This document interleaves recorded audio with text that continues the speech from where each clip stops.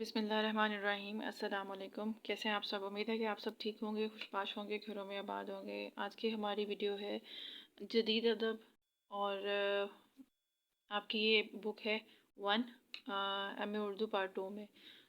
Topic ہے ہمارا حسرت موہانی، اور اس میں اس کوشچن کے 2 پارٹ ہوں گے۔ جو آج ہم پڑھیں گے اس میں ہے ان کی پیدائش اور ابتدائی زندگی، تعلیم، غزل کا نیا رنگ و آہنگ، اور استاذہ فن سے اکتساب۔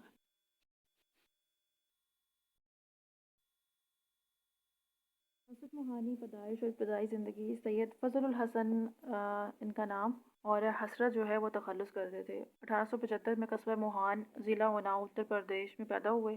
بعض کتابوں میں ان کا سن پیدائش 1880 اور 1881 بھی ملتا ہے۔ وہ ایک کامیاب شاعر اور بے باک صحافی ہونے کے ساتھ ساتھ ایک سرگرم سیاستداں، مجاہد آزادی بھی تھے۔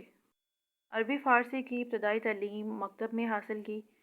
1998 میں گورنمنٹ ہائی اسکول فتح پور سے میٹرک کا امتحان پاس کرنے کے بعد 1999 میں محمدن اینگلو اورینٹل کالج موجودہ علی گڑھ مسلم یونیورسٹی میں داخلہ لے لیا۔ حسرت نے 12 سال کی عمر میں شعر کہنا شروع کر دیا تھا۔ 1903 کا سال حسرت کی زندگی میں بڑی اہمیت رکھتا ہے۔ انہوں نے بی اے کا امتحان پاس کیا۔ اسی سال چچا زاد بہن نشاط النساء بیگم سے ان کی شادی ہوئی، جو ایک پڑھی لکھی، باہمت، حوصلہ مند اور مستقل مزاج خاتون تھی، اور 1903 میں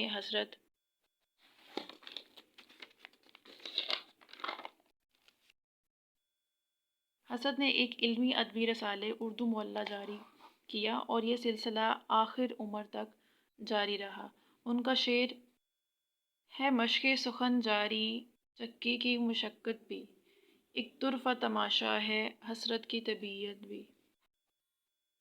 حسرت نے پوری زندگی جدوجہد میں گزاری۔ ان کی زندگی میں سادگی، خودداری، قلندری، بے باکی اور اصول پسندی اور حق گوئی کے جو اوصاف تھے، ان کی مثال مشکل سے ملے گی۔ تحریک آزادی کے سلسلے میں انہیں رئیس الاحرار کا لقب دیا گیا۔ ان کا انتقال 13 مئی 1951 کو لکھنؤ میں ہوا۔ آج وہ فرنگی محل لکھنؤ کے قبرستان انوار باغ میں دفن ہے، لیکن سچ پوچھے تو ان کی جگہ ہر سچے محب وطن کے دل میں ہے۔ غزل کا نیا رنگ و آہنگ۔ حسرت موہانی 20ویں صدی کے ایک اہم غزل گو شاعر ہیں۔ حسرت موہانی نے غزل کا نام اس وقت روشن کیا جب اردو ادب میں نظم نگاری کی طرف رجحان عام تھا۔ جب نظم کے مشاعرے ہو رہے تھے تو اس وقت ایسے محسوس ہو رہا تھا جیسے غزل کے وجود پر کاری ضرب لگائی جا رہی ہو۔ اس دور میں حسرت نے نہ صرف غزل کا وجود برقرار رکھا بلکہ ایک نیا رنگ و آہنگ میں نکالا۔ اس دور میں غزل بے جان، بے حال اور کمزور ہو چکی تھی۔ غزل کے بے جان اور کمزور بدن میں حسرت نے ایسا خون زندگی دوڑایا کہ اس کا رنگ و روپ نکھر آیا۔ بقول علامہ سلمان ندوی، غزل کو لکھنؤ کے تسنہ اور غالب کی مشکل گوئی کے کوچے سے سادگی، اساں گوئی اور حقیقت کی نئی منزل تک پھیر لانا شاعری میں حسرت کا تجدیدی کارنامہ ہے۔ اس لیے وہ خود کہتے ہیں، تجھ سے حسرت نام روشن شاعری کا ہو گیا۔ یہاں آئین علامت مصرع ہے۔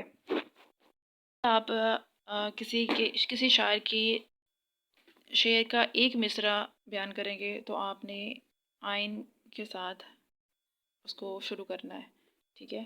اس کے سامنے پھر آپ نے وہ مصرع لکھنا ہے۔ تجھ سے حسرت نام روشن شاعری کا ہو گیا۔ استاذہ فن سے اکتساب۔ حسرت کے کلام میں اردو اور فارسی کے شرح کے اثرات دیکھے جا سکتے ہیں۔ ان کی شاعری میں لکھنؤ اور دلی دونوں انداز پائے جاتے ہیں۔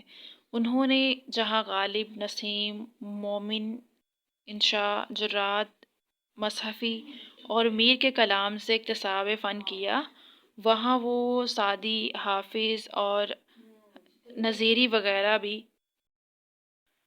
وغیرہ بھی گوشہ چین ہیں۔